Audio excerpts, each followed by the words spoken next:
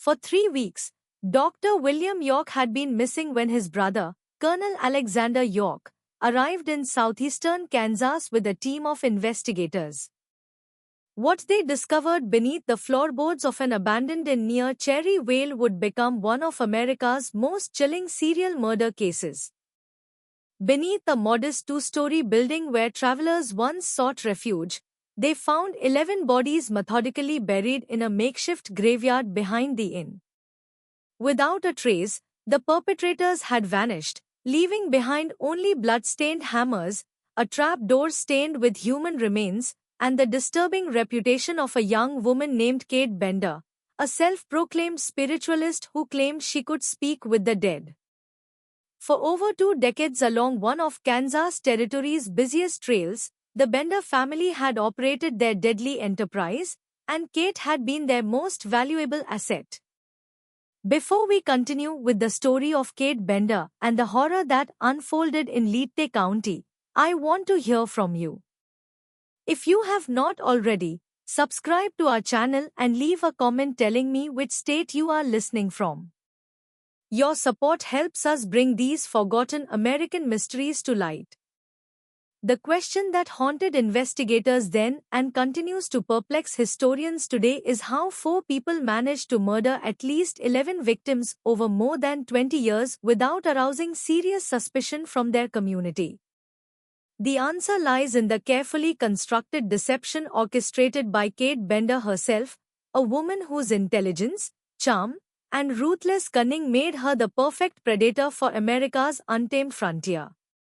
A harsh and unforgiving landscape was the Kansas Territory of the 1870s, where survival often depended on the kindness of strangers.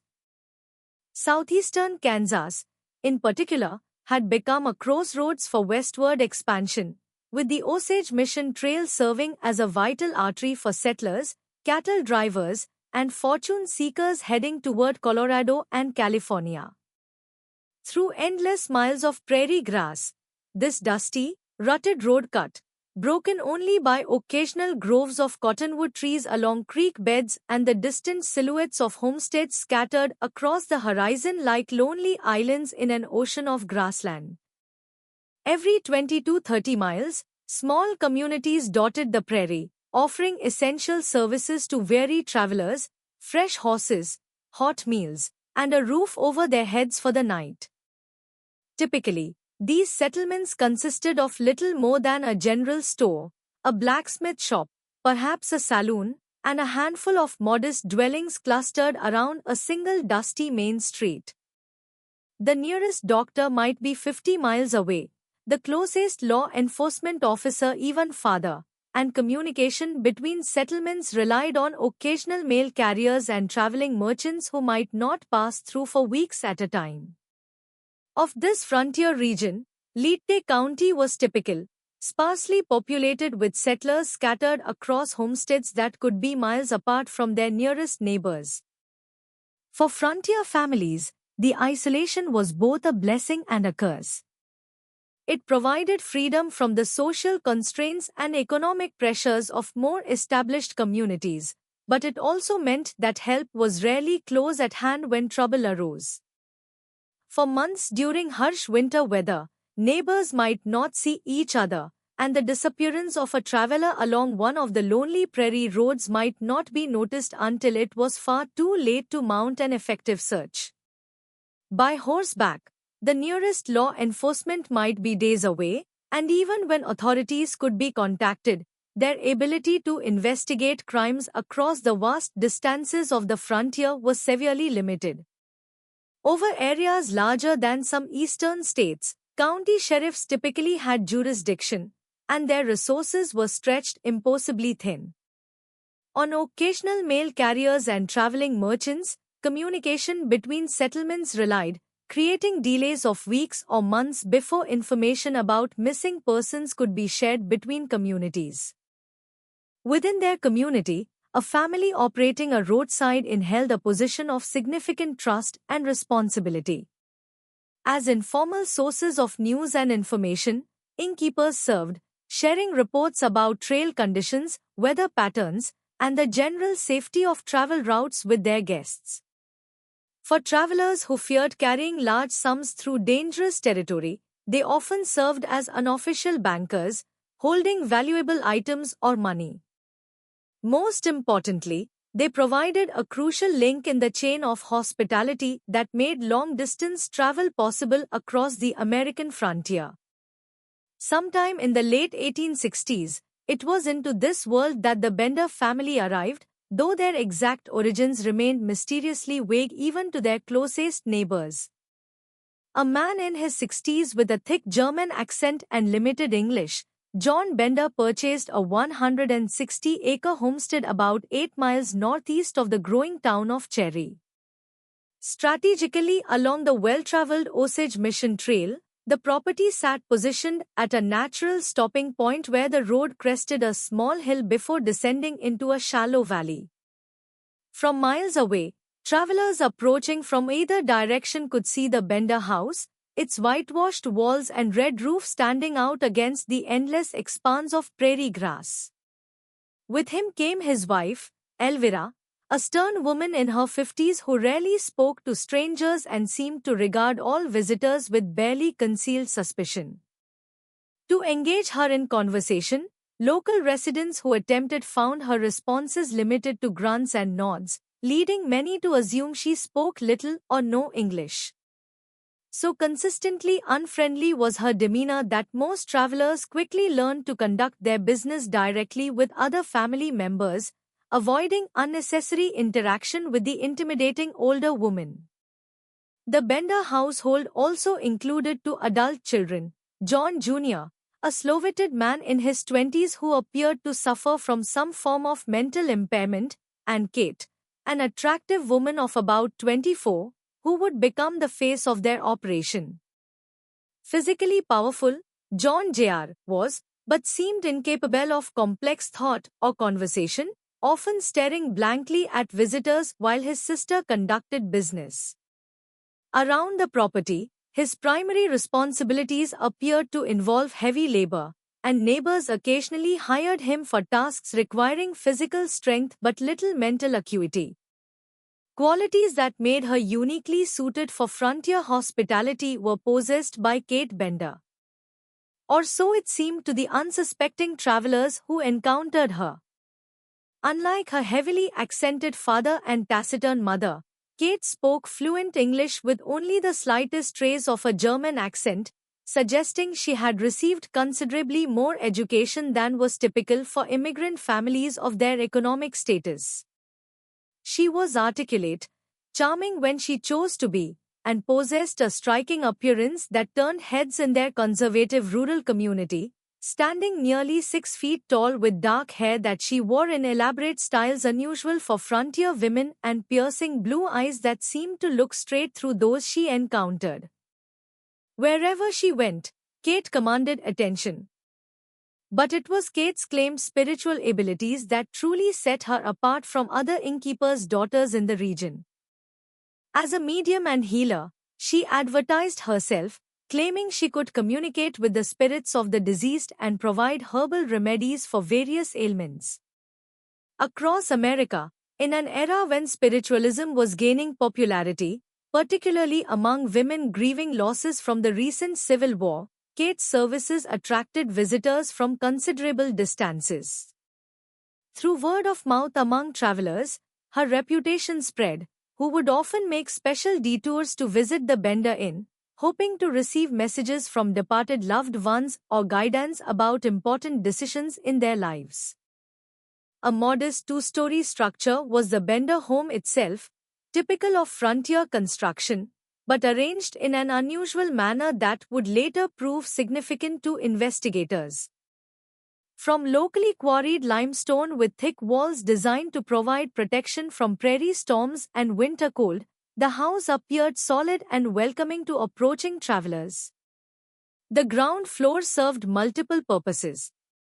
As a general store, the front section operated where travelers could purchase supplies, ammunition, and provisions for their journeys, while the rear portion functioned as a dining room and temporary lodging area for overnight guests.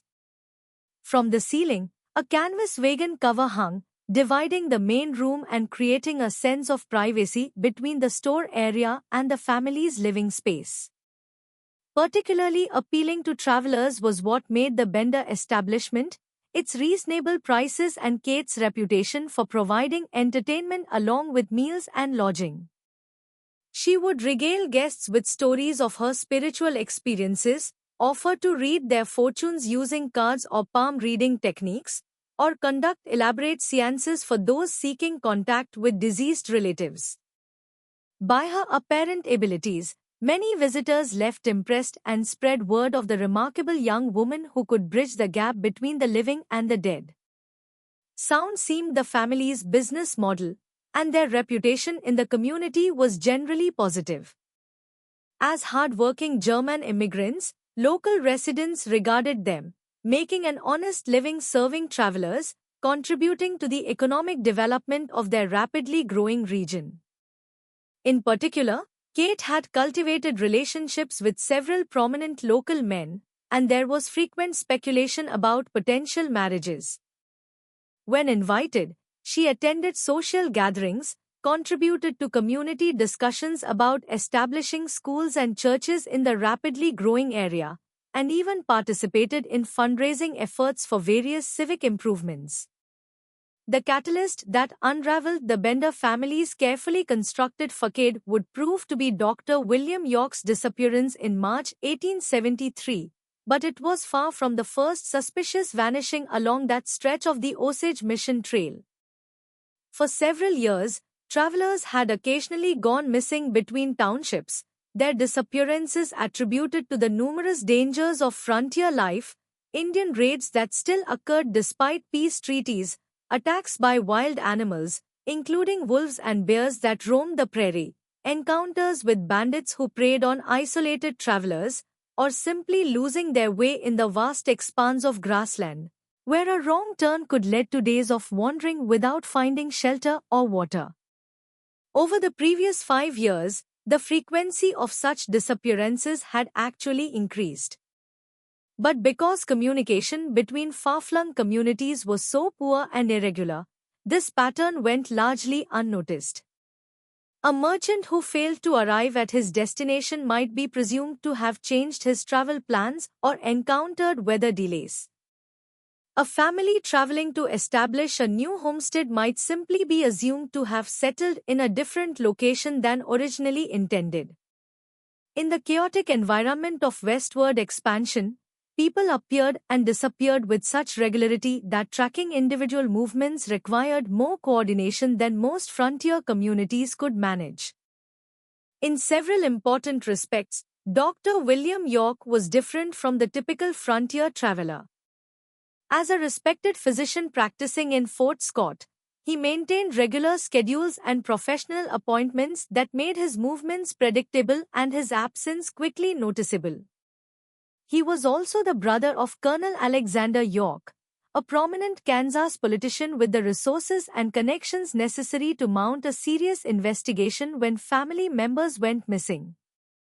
Most importantly, Dr. York carried himself with the confidence of an educated professional who was accustomed to being treated with respect, making him less likely to be intimidated by frontier dangers or to change his travel plans without good reason.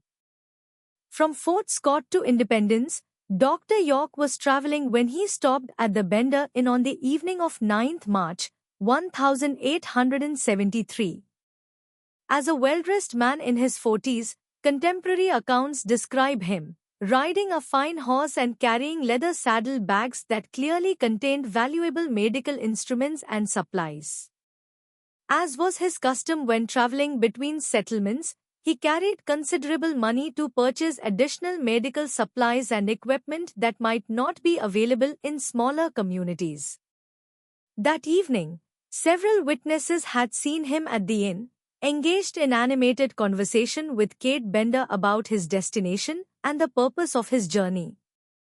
Just as the sun was setting, the doctor had arrived at the Bender Inn, casting long shadows across the prairie and making further travel dangerous on the poorly marked trail. Warmly, Kate had greeted him, expressing interest in his medical practice and asking detailed questions about his work treating frontier families. She claimed to have some knowledge of herbal remedies and healing techniques, suggesting they might have much to discuss over dinner. Pleased to encounter someone with whom he could discuss his profession seemed Dr. York, who was known to enjoy intellectual conversation during his travels. During the evening meal, Kate had entertained Dr. York with stories of her spiritual experiences and offered to conduct a reading that might provide guidance about his future medical practice.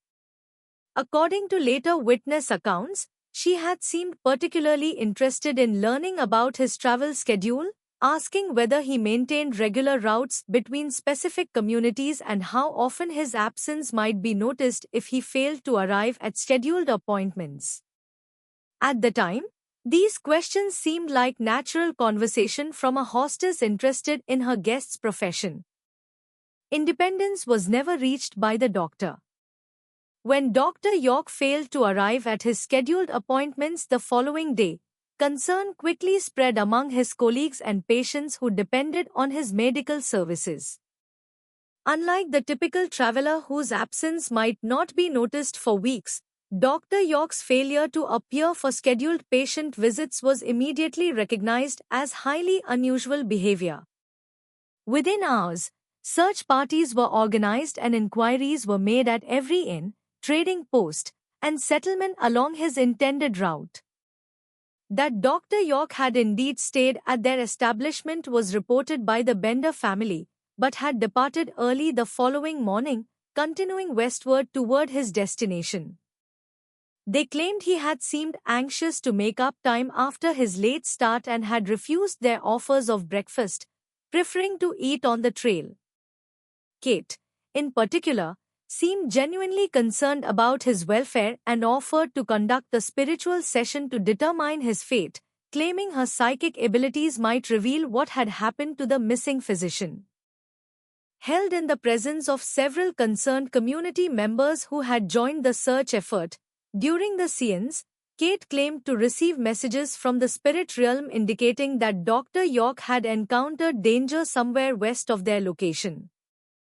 In an otherworldly voice that was dramatically different from her normal speaking tone, she spoke, describing detailed visions of the doctor being attacked by hostile Indians or falling victim to bandits near the Colorado border. So convincing and emotionally affecting was her performance that several witnesses were moved to tears, and it successfully deflected suspicion from the Bender family while redirecting search efforts toward more distant locations. But by spiritual communications or second-hand accounts of his brother's supposed fate, Dr. York's brother, Colonel Alexander York, was not easily satisfied. A Civil War veteran with investigative experience gained during years of military service, the colonel arrived in Labette County with a team of associates determined to trace his brother's exact movements and uncover the truth about his disappearance. Their methodical, systematic approach would soon expose inconsistencies in the Bender family's account that raised increasingly disturbing questions.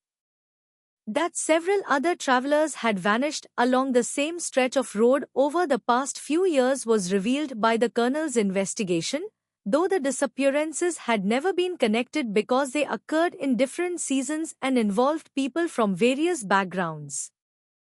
George Lonar, a German immigrant carrying his life savings in gold coins sewn into his clothing, had disappeared in 1871 while traveling to establish a new homestead.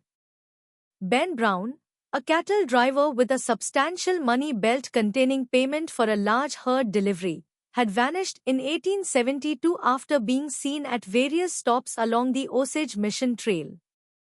A family named Mackenzie, father, mother, and young daughter, had disappeared without a trace while traveling to Kansas from Iowa. Their wagon and possessions never found despite extensive searches.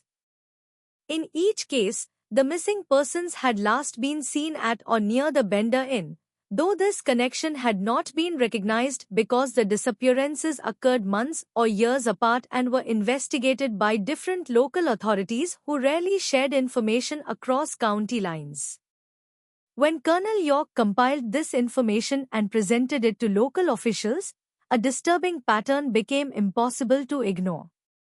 A complex web of deception that extended far beyond her family's roadside inn was revealed by the investigation into Kate Bender's background and suggested a criminal enterprise that had been operating across multiple states for years.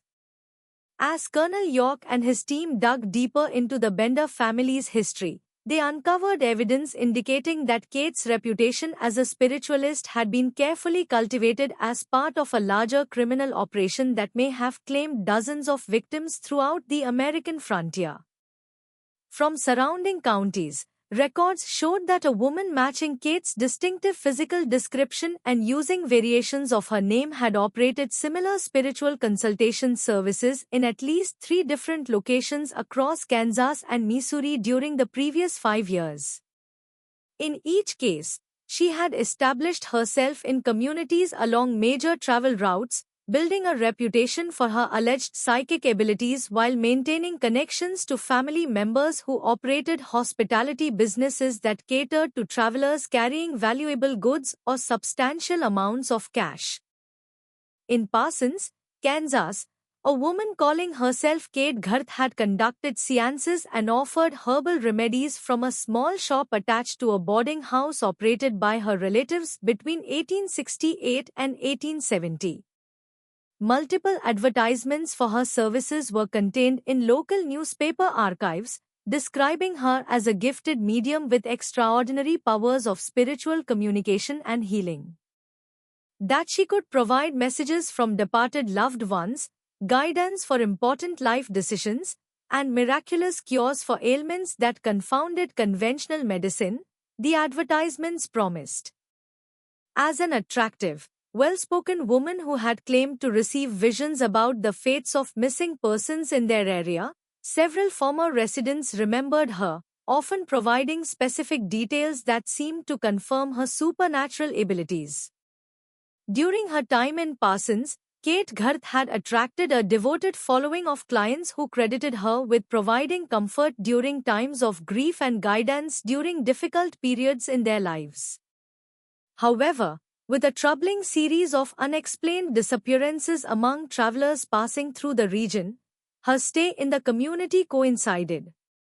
At least 4 individuals, all known to be carrying substantial amounts of money or valuable goods, had vanished without a trace while traveling routes that would have taken them past the boarding house where Kate operated.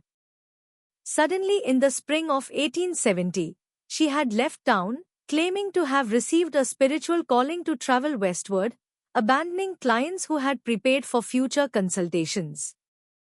Similarly, in Chattoopa, Kansas, a woman identified as Kate Miller had operated a fortune-telling business from a boarding house run by her relatives between 1870 and 1871. As offering similar services to those she had provided in Parsons, local residents remembered her, but with an expanded repertoire that included palm reading, card interpretation, and elaborate spiritual ceremonies that drew participants from considerable distances. For accuracy in predicting future events, her reputation had attracted wealthy clients who were willing to pay substantial fees for private consultations. Again, with the mysterious vanishing of several visitors to the area, her stay coincided, including a wealthy cattle buyer named James Patterson, who had been known to carry large sums of cash for purchasing livestock. On the evening before his planned departure, Patterson had been seen entering the boarding house for a spiritual consultation, but he had never emerged. When concerned associates investigated the following day, they were told that Patterson had received an urgent spiritual message directing him to travel immediately to Colorado, where he would find exceptional business opportunities. That same night, Kate Miller had disappeared from Chattoopa, leaving behind only a note claiming she had received a divine vision calling her to establish a spiritual mission in western Kansas. of Kate Bender as potentially the most dangerous member of what appeared to be a highly mobile criminal family that had been operating across the frontier for years, these discoveries painted a picture. Rather than establishing a permanent base of operations, they seem to have moved systematically from location to location, setting up temporary enterprises that allowed them to identify and eliminate wealthy targets before moving on when suspicion grew too intense or local authorities began asking uncomfortable questions. The perfect cover for gathering detailed intelligence about potential victims while maintaining the trust and respect of the communities where her family operated was provided by Kate's role as a spiritualist.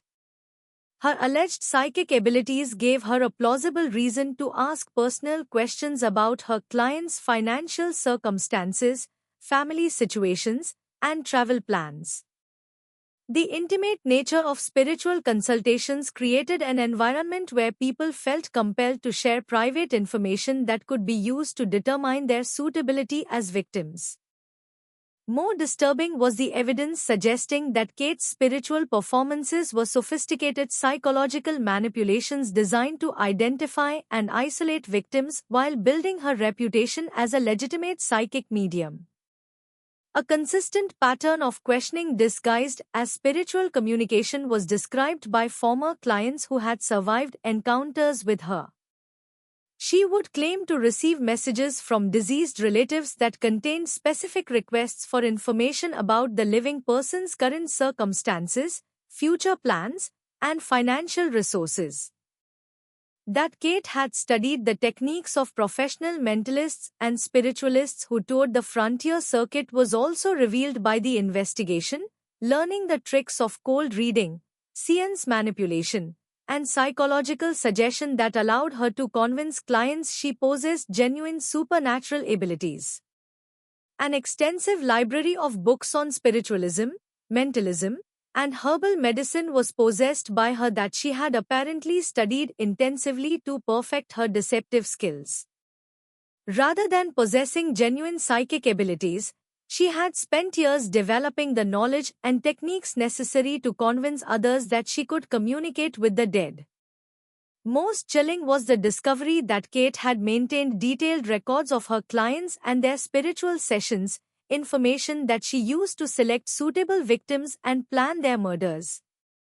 Found hidden in a secret compartment built into the wall of her bedroom, these records contained personal information about dozens of individuals, including detailed notes about their financial circumstances, family situations, travel patterns, and psychological vulnerabilities that could be exploited during the killing process. 2 missing persons reported throughout Kansas and Missouri during the previous decade. Many of the names in her notes corresponded, suggesting that the Bender family's criminal activities extended far beyond their current location and had been ongoing for much longer than anyone had previously suspected. Also contained in the records were detailed descriptions of murder methods, disposal techniques, and strategies for avoiding detection that indicated a level of criminal sophistication rarely seen on the American frontier. As the scope of Kate's deception became clear, Colonel York realized they were dealing with something far more sinister than a single instance of highway robbery that had escalated to violence. The Bender family appeared to be part of a sophisticated criminal network that had been systematically preying on travelers throughout the frontier region for years. With Kate serving as the primary recruiter who identified suitable victims and orchestrated their elimination, the tension in Leyte County reached a breaking point when Colonel York announced his intention to conduct a thorough search of the Bender property, backed by legal authority from the territorial government and supported by a growing number of local residents who had become convinced of the family's guilt. Initially reluctant to interfere with what appeared to be a respectable business operation, local authorities found themselves under increasing pressure as evidence of the family's involvement in multiple disappearances continued to accumulate and community sentiment turned decidedly against the Benders. The first significant cracks in her carefully maintained facade of innocence and spiritual devotion were revealed by Kate Bender's response to the announced search. Rather than welcoming the opportunity to clear her family's name and demonstrate their innocence, she became visibly agitated and began making increasingly desperate and contradictory claims about spiritual interference and otherworldly threats. She told community members that malevolent spirits were angry about the investigation and had warned her of terrible consequences if the search proceeded, claiming that disturbing the spiritual energies around their property could result in curses being placed on the investigators and their families. During this period of mounting pressure, several local residents came forward with information they had previously dismissed as unimportant or had been reluctant to share due to their relationships with the Bender family. Martha Stevens, who lived on a neighboring homestead about 2 miles from the Bender property, reported seeing the Bender men digging in their orchard at odd hours, often working by lantern light in the middle of the night when most farmers would be sleeping. She had assumed they were planting additional fruit trees or maintaining their garden, but the timing and secrecy of their activities now seemed suspicious, particularly since the work appeared to involve digging holes rather than planting crops. Samuel Rogers, a traveling merchant who had stayed at the Bender Inn multiple times over the previous 2 years, described Kate's increasingly unusual behavior during his visits and her persistent interest in his cargo and financial arrangements. She had asked detailed questions about his business dealings, trade routes, and the valuable goods he transported, often pressing for information about which items were most profitable and where he obtained his merchandise. During his most recent stay, he had awakened in the middle of the night to find her standing over his belongings in the sleeping area, but she had quickly claimed she was checking to ensure his possessions were secure from theft by other travelers. Most disturbing was the testimony of Thomas McBride, a local farmer who had occasionally hired John Bender Jr. for heavy labor on his property and had been disturbed by several comments the young man had made during their work together. McBride reported that the younger Bender had made unprompted remarks about death and violence, including detailed descriptions of how someone might kill another person without leaving obvious evidence or being detected by authorities. The comments had included specific information about human anatomy and the most effective ways to cause fatal injuries, knowledge that seemed inappropriate for someone of his apparent mental limitations and social background. At the time, McBride had attributed these disturbing statements to the young man's apparent intellectual deficiencies and his exposure to violence during hunting or livestock slaughter, but they now took on a much more sinister significance in light of the missing persons investigation. John Jr. had also made several references to people who had gone to join the spirits and expressed what seemed like inappropriate satisfaction when discussing the concept of death as a transition to another realm. As pressure mounted from the investigation, Kate made several increasingly desperate attempts to manipulate the situation through her alleged spiritual abilities, organizing elaborate seances designed to prove her family's innocence and redirect suspicion toward other potential suspects. Notably more theatrical and emotionally intense than her previous spiritual demonstrations, these performances became, suggesting a woman who realized her usual methods of deception were failing and was becoming increasingly desperate to maintain her credibility. During one particularly dramatic session held in the presence of several community leaders, Kate claimed to channel the spirit of Dr. York himself, speaking in a dramatically altered voice and providing detailed information about his supposed fate at the hands of bandits operating far from the Bender property. However, several inconsistencies in her performance raised questions among observers who were familiar with Dr. York's personal life and professional habits. She provided information about his medical practice that proved to be inaccurate, made references to family members who did not exist, and described aspects of his personality that contradicted the experiences of people who had known him well. The investigation took a crucial turn when Colonel York obtained official permission to conduct a comprehensive search of the Bender house and property, supported by a team of volunteers from surrounding communities and backed by territorial law enforcement officers who had traveled from Topeka specifically to assist with the investigation. The search was scheduled for 5th May, 1873, and word of the impending investigation spread rapidly throughout the region, drawing curious spectators from considerable distances who wanted to witness the resolution of what had become the most notorious criminal case in Kansas Territory history. For Kate Bender, this represented the ultimate test of whether her years of deception and manipulation could withstand systematic scrutiny from trained investigators who were not susceptible to her usual techniques of misdirection and psychological manipulation. The announced search would involve examination of every room in the house, excavation of suspicious areas on the property, and detailed questioning of each family member under circumstances where evasion and spiritual theatrics would not be acceptable responses.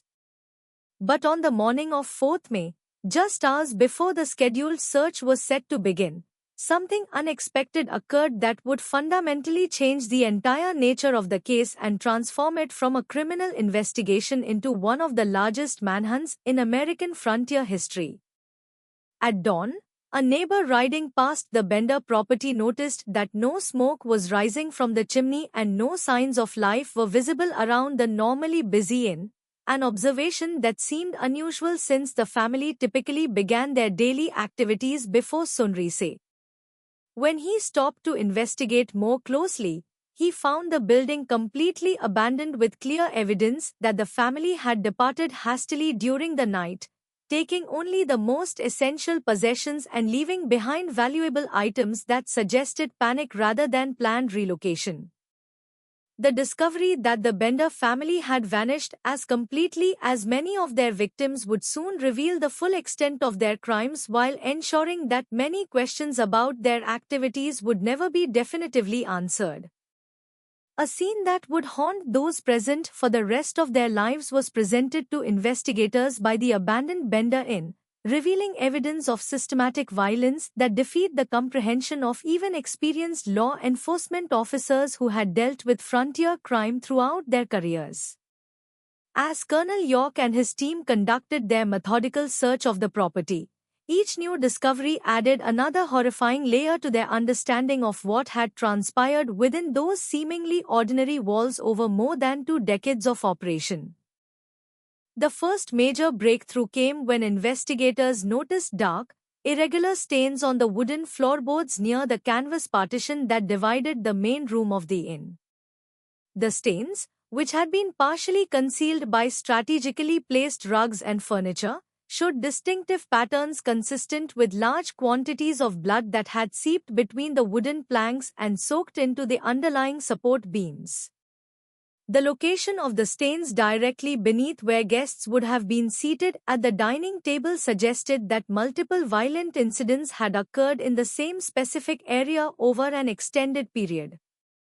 When investigators pried up the blood-stained floorboards using crowbars and other tools, they discovered a carefully constructed trapdoor that provided access to a root cellar that had been completely concealed from casual observation. Sophisticated for frontier construction was the trapdoor mechanism, featuring hinges that allowed it to open silently and a locking system that could be operated from above to prevent anyone trapped below from escaping. That it had been built specifically to facilitate the disposal of murder victims rather than for legitimate storage purposes was suggested by the careful craftsmanship evident in its construction. Evidence of systematic violence that exceeded the worst fears of even the most pessimistic investigators was contained in the cellar beneath the house. The earthen floor was saturated with what appeared to be human blood, creating a dark, foul-smelling mud that had clearly accumulated over years of repeated use. The walls showed extensive staining and spatter patterns that indicated multiple violent deaths had occurred in the confined space, while the low ceiling bore impact marks suggesting that victims had been subjected to brutal attacks with blunt weapons. Throughout the cellar, scattered investigators found an array of weapons and tools that had obviously been used in the commission of murders. Several hammers of different sizes showed clear evidence of having been used to crush human skulls, with hair, blood, and tissue still clinging to their surfaces despite apparent attempts at cleaning. Similar evidence of violent use was borne by kitchen knives, while a large wooden mallet appeared to have been the primary weapon used in most of the killings, its surface darkly stained and bearing clear impressions where it had repeatedly struck bone and flesh. But the cellar also revealed the methodical, businesslike nature of the Bender family's criminal operation that set it apart from typical frontier violence. A sophisticated system of pulleys and ropes had been installed by them that could be used to move heavy objects, presumably bodies, through the trap door and out to disposal sites on the property without requiring multiple people to handle the corpses directly. The walls showed grooves and marks where bodies had been dragged repeatedly, indicating that this system had been used many times over many years. Most disturbing was the evidence that the space had been designed and modified specifically for its grisly purpose rather than being adapted from an existing root cellar. The dimensions were wrong for food storage. The floor had been deliberately sloped to facilitate drainage of blood and other fluids, and ventilation had been carefully planned to prevent the accumulation of odors that might alert guests in the rooms above. Every aspect of the underground chamber demonstrated that it had been constructed by people who understood exactly how it would be used and had taken steps to maximize its efficiency for murder and body disposal. As the investigation moved outside, the full scope of the horror became apparent when systematic probing of the soil revealed that the orchard behind the house was actually an elaborate burial ground where victims had been interred over years of systematic killing. The fruit trees, which had appeared to be a normal agricultural feature to casual observers, had been planted specifically to conceal grave sites and provide a plausible explanation for regularly disturbed soil throughout the area. On the afternoon of 5th May, the first body was discovered, buried approximately 3 feet beneath a young apple tree that showed signs of recent planting. By massive blunt force trauma to the skull, Dr. William York had been killed with multiple fractures consistent with being struck repeatedly by a heavy object like the mallet found in the cellar. His personal effects, including his medical bag and a considerable sum of money he had been known to carry, were missing, but his body had been left fully clothed and showed no signs of being moved significant distances after death. Definitive proof that the Bender family had been responsible for his murder was provided by the discovery of Dr. York's remains, but it also raised disturbing questions about how many other victims might be buried on the property. Evidence of multiple grave sites was revealed by systematic excavation of the orchard area, each carefully concealed but marked by subtle changes in vegetation and soil composition that indicated the presence of decomposing organic matter beneath the surface. Just when investigators thought they had uncovered the full extent of the crimes, they made discoveries that revealed an even more disturbing pattern of systematic murder that had been ongoing for years. If this story is giving you chills, share this video with a friend who loves dark mysteries. Hit that like button to support our content, and don't forget to subscribe to never miss stories like this. Let us discover together what happens next in this tale of deception and murder that shocked the American frontier. Over the following days, 10 more bodies were recovered from the makeshift cemetery, each telling a story of premeditated murder and robbery that demonstrated the calculating nature of the Bender family's criminal enterprise. From a young child to elderly travelers, the victims ranged in age, suggesting that the family had been completely indiscriminate in their selection of targets, choosing victims based solely on their perceived wealth and the likelihood that their disappearances would go unnoticed for extended periods. evidence that they had been killed by massive blunt force trauma to the head, apparently while seated at the dinner table in the main room of the inn, was what united all the adult victims. That the victims had been struck from behind while facing forward was suggested by the angle and pattern of the injuries, indicating they had been completely unaware of their danger until the moment of attack. Remarkably consistent was the positioning of the wounds, suggesting that the killer had developed a systematic method for dispatching victims efficiently and with minimal struggle. A horrifying routine that had been refined over years of practice and dozens of murders was suggested by the physical evidence. Victims would be seated at the dining table with their backs to the canvas partition, placing them directly above the trap door to the cellar where their bodies would eventually be disposed. Kate would engage them in conversation, often conducting impromptu spiritual readings or fortune-telling sessions that kept their attention focused on her while positioning them precisely where they needed to be for the attack. The discovery that shook even experienced investigators to their core came when they uncovered the remains of 10-year-old Marianne Mackenzie, buried separately from her parents in a shallow grave near the vegetable garden behind the Bender house. Unlike the adult victims who had been killed by blunt force trauma to the skull, the examination of the child's remains revealed that she had been buried alive, conscious, and struggling in what represented perhaps the most horrific aspect of the Bender family's crimes. A story of unimaginable terror and suffering was told by the positioning of Marianne's small body within the grave.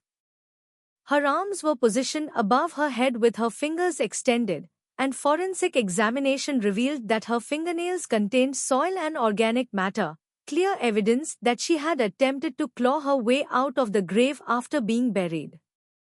That she had continued struggling for some time after being interred was indicated by the condition of the soil above her burial site, which showed signs of disturbance, probably suffocating slowly over a period of minutes or hours while trapped beneath several feet of earth.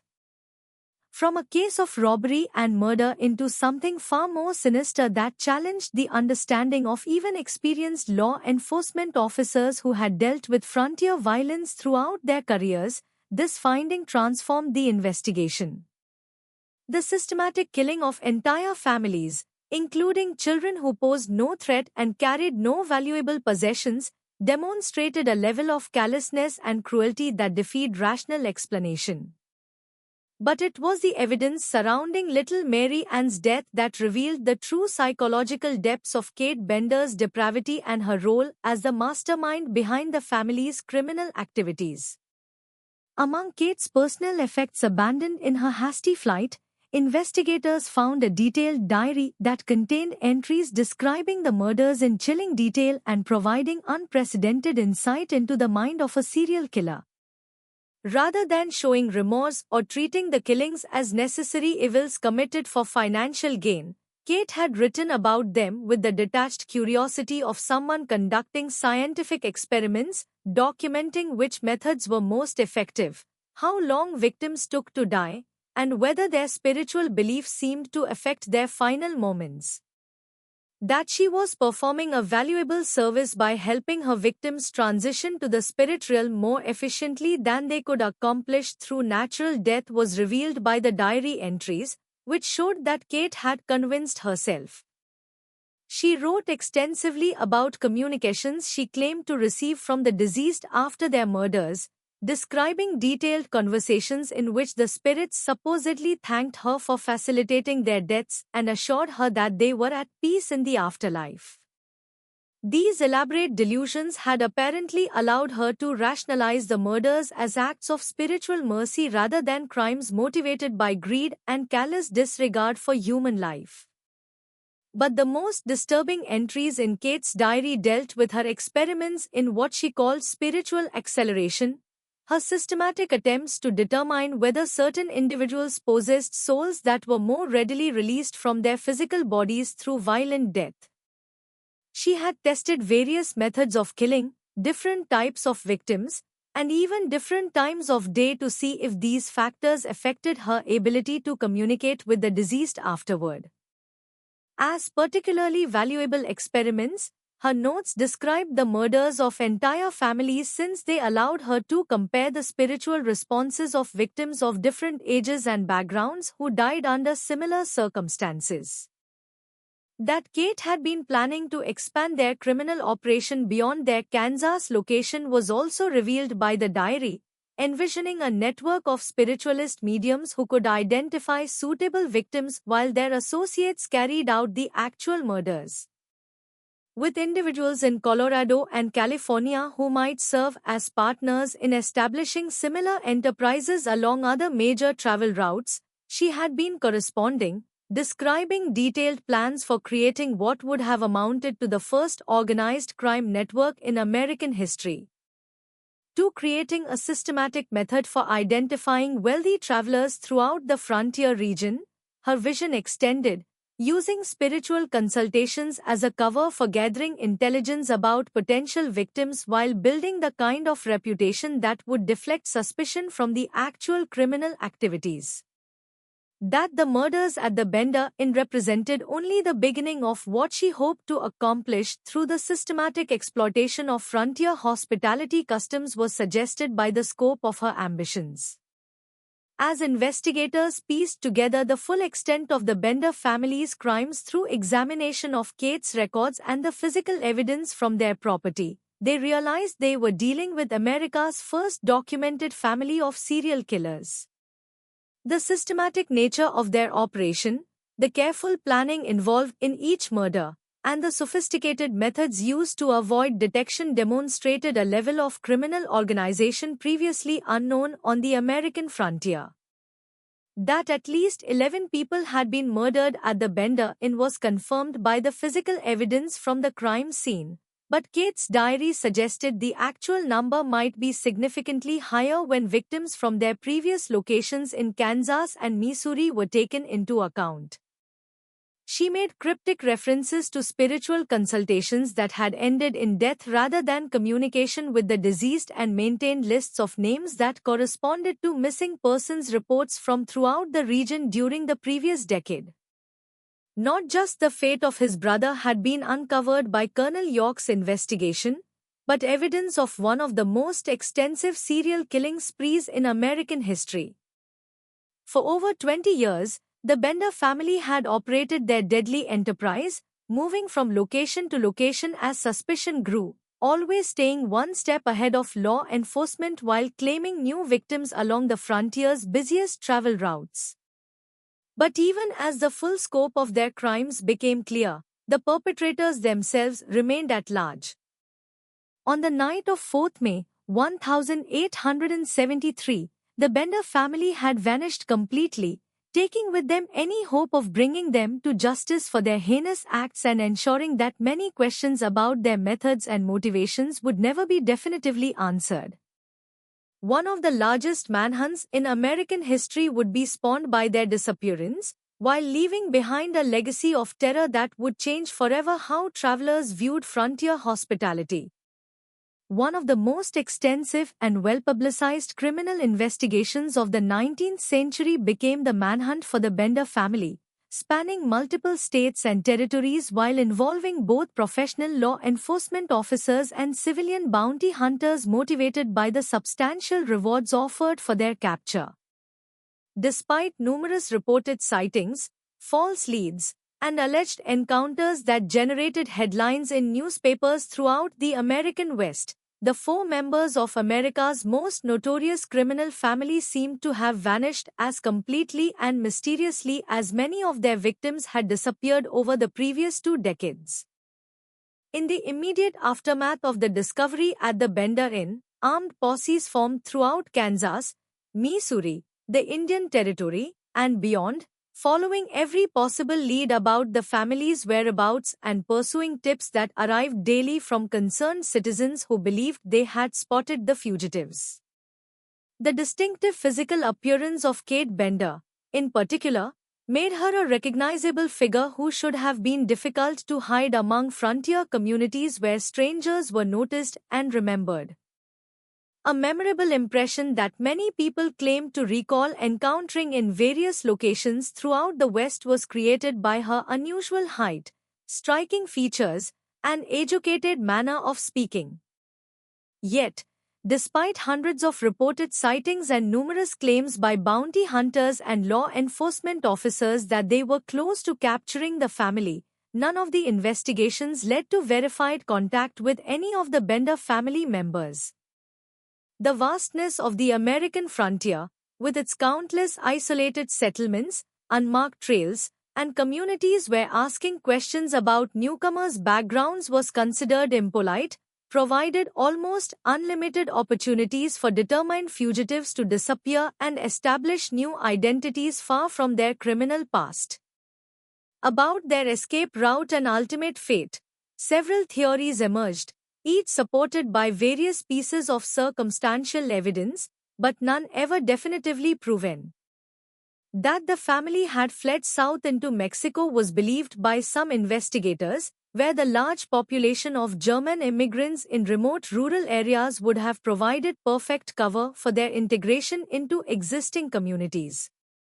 The political instability and limited law enforcement presence in many parts of Mexico during the 1870s would have made it relatively easy for criminals to disappear permanently, especially if they possessed the financial resources that the Bender family had accumulated through years of robbery and murder. That they had headed west to California was suggested by others, where the ongoing gold rush had created numerous boom towns filled with transient populations who asked few questions about newcomers' backgrounds or previous occupations. The constant movement of people seeking fortune in mining camps and agricultural settlements would have provided ideal conditions for the family to establish new identities while continuing their criminal activities in locations where their previous reputation was unknown. The most persistent and widely believed theory involved reports that the family had been captured and killed by vigilantes before they could be brought to official justice. In the often lawless environment of the 1870s frontier, summary justice administered by citizen committees was common for crimes considered particularly heinous by local communities. That they had seen the Bender family in the custody of armed men near the Colorado border was claimed by several witnesses, but no bodies were ever found, and no participants in such vigilant action ever came forward to confirm or deny these accounts. From the fact that the rewards offered for the Bender's capture, dead or alive, totaled several $1,000s, a fortune by frontier standards that would have motivated numerous individuals to pursue them, this theory gained credibility. That professional bounty hunters or concerned citizens might have chosen to dispense immediate justice rather than risk the family escaping during transportation to trial seemed plausible to many observers familiar with frontier justice customs. The subject of numerous alleged sightings and supposed encounters over the following decades became Kate Bender herself, with reports placing her in locations throughout the American West and beyond. In Denver in 1874, a woman matching her description was reportedly seen operating as a fortune teller, conducting elaborate seances that attracted wealthy clients from throughout the Colorado Territory. In San Francisco in 1876, similar reports placed her, where she allegedly operated a spiritual consultation business that catered to prosperous merchants and mining investors seeking guidance about their business ventures. In Oregon, additional sightings were reported, where she supposedly ran a boarding house that catered to travelers along the Columbia River, and in Arizona Territory, where she was said to be offering herbal remedies and spiritual healing services to residents of remote mining communities. However, none of these sightings could be definitively confirmed through official investigation, and it remained unclear whether Kate had managed to escape and continue her criminal activities or whether the reports represented cases of mistaken identity involving other women who happened to share her physical characteristics. A macabre tourist attraction became the abandoned Bender property, drawing curious visitors from across the region who wanted to see the site where America's most notorious serial murders had taken place. The subject of countless newspaper articles and sensational stories that spread the Bender legend throughout the United States became the house itself with its blood-stained floors and hidden trapdoor. By souvenir hunters who carried away pieces of the structure as grisly mementos, the building was eventually systematically dismantled, including sections of the blood-stained floorboards and fragments of the canvas partition that had concealed the family's murderous activities. Eventually sold and converted to conventional farming operations was the land where the Bender Inn had stood, but local residents reported that crops grown in the former orchard area never thrived despite the apparently fertile soil. To the disturbed nature of the ground where so many victims had been buried, some attributed this, while others claimed it was evidence that the violent deaths had somehow cursed the land permanently. Regardless of the explanation, the property never again served as a site for hospitality or commerce, remaining instead a reminder of the terror that had once been conducted there. For the families of the victims, the Bender case provided some measure of closure through the knowledge of what had happened to their loved ones. But the escape of the perpetrators left many feeling that justice had not been adequately served. In Independence, Kansas, Dr. William York was buried with full honors, with a monument erected commemorating him and the other victims of the Bender murders. Throughout the region, the ceremony was attended by hundreds of people, including many who had never met Dr. York but felt compelled to honor his memory and that of the other innocent travelers who had been killed. A profound and lasting impact on frontier hospitality customs was had by the case, with travelers becoming significantly more cautious about staying at isolated inns operated by unfamiliar families. That the traditional trust extended to strangers on the frontier could be exploited by those with criminal intentions was demonstrated by the Bender murders, leading to fundamental changes in how communities monitored suspicious activities and investigated unexplained disappearances. From trusted sources, many travelers began carrying letters of introduction and arranging to stay only at establishments with well-established reputations within their local communities. As a catalyst for improved communication and coordination between different jurisdictions, law enforcement agencies throughout the frontier region used the Bender case, recognizing that mobile criminal families could exploit the isolation and poor communication systems that characterized much of the American West. How the family had operated across multiple counties and states for years without detection had been revealed by the investigation, highlighting the urgent need for better information sharing between local authorities and more systematic tracking of missing persons reports. The psychological aspects of the case, particularly Kate Bender's use of spiritualism as a tool for identifying and manipulating victims, influenced the development of early criminal profiling techniques and contributed to law enforcement's understanding of how serial killers operated. Unprecedented insight into the mindset of someone who had committed multiple murders over an extended period was provided by her diary, revealing how she had rationalized her crimes through elaborate delusional beliefs while maintaining the outward appearance of a respectable and even admirable member of society. Perhaps most disturbing was the realization that the Bender family's crimes might never have been discovered if not for Dr. York's prominent family connections and his brother's determination to investigate his disappearance thoroughly. That similar crimes might have been occurring at other locations throughout the frontier region without ever being recognized as connected murders rather than isolated disappearances was suggested by the systematic nature of their operation and their demonstrated skill at avoiding detection for over 20 years. A chilling reminder that evil can hide behind the most mundane and even appealing facades is served by the Bender case, and that those who present themselves as helpers, healers, and spiritual guides may sometimes harbor the darkest and most destructive intentions. How predators can exploit fundamental human needs for comfort, guidance, and connection with lost loved ones to facilitate acts of unspeakable violence is demonstrated by Kate Bender's ability to gain the complete trust of her victims through her supposed spiritual gifts. That the American frontier, for all its promise of freedom, opportunity, and new beginnings, also provided unprecedented opportunities for those willing to prey upon the trust and vulnerability of their fellow travelers is shown by this mystery. The isolation that offered independence from social constraints also created conditions where systematic criminal activity could continue for decades without detection. What do you think of this story? Do you believe the Bender family managed to escape justice and continue their crimes in other locations, or did frontier justice catch up with them in ways that were never officially documented? Leave your comment below and share your theories about what really happened to Kate Bender and her family.